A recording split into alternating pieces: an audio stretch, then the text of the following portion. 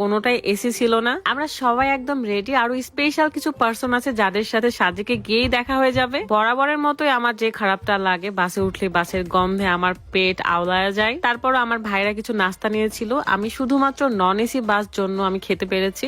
আর রাত হয়ে গেছে, দেখতে পাচ্ছেন আমি কখন যে ঘুমাই গেছি এদিক সেদিক হয়ে আমি নিজেও জানি না।